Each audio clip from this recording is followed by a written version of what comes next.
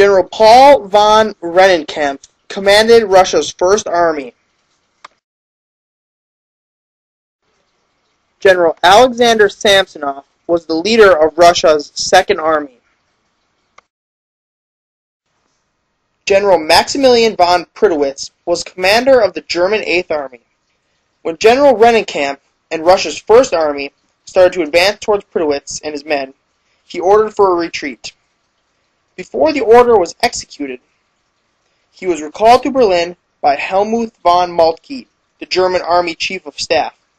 He was then dismissed as the commander of the German Eighth Army. Tsar Nicholas II and his generals planned to send the Russian First Army across the border of East Prussia in the north, advancing along the railway line towards the capital Königsberg and drawing the German defenders towards it.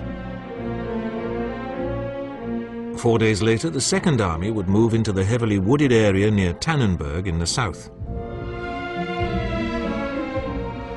It would then strike north to capture Königsberg and cut off the main German army.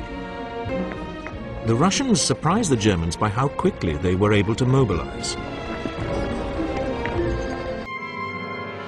First Army crossed the East Prussian border within 2 weeks of the outbreak of war. It had 150,000 men and alone outnumbered all the German forces in East Prussia.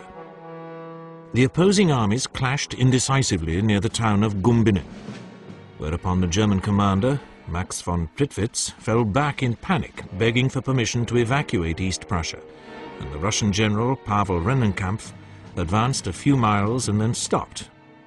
Unfortunately, he hated Alexander Samsonov, the commander of Second Army, and had no intention of doing anything to support his advance. To replace Prittowitz, Germany brought Paul von Hindenburg out of retirement and Erich Ludendorff in to take over the Eighth Army.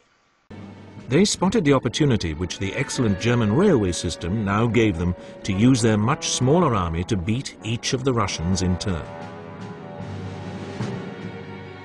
One army corps was urgently sent by rail round to the Russians' left flank. This went unnoticed by the enemy, which was unaware that it faced any serious opposition. Most of the remaining 2 corps were then ordered to march southwest as fast as they could to take up a position on the right of the advancing Russian Second Army. Once again, all evidence of a major enemy move was ignored by Second Army, while the remaining German division spread out as a covering force to harass the First Army once Rennenkampf decided to get moving again.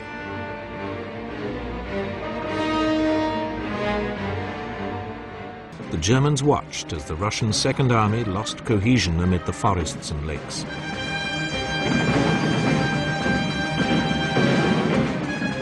They then went in for the kill. Thrusting forward through the town of Niedenberg, the corps which had moved secretly by train sliced through the Russian line of advance, cutting off much of Second Army.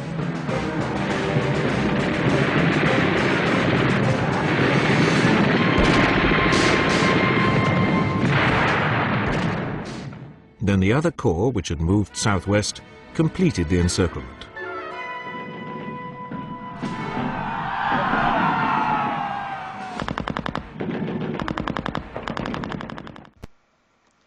After his army had been encircled, General Samsonov went into the woods and shot himself, as 300,000 of his men got killed or wounded, and another 90,000 men were taken prisoner. The Battle of Tannenberg was perhaps the most spectacular and complete German victory in World War I.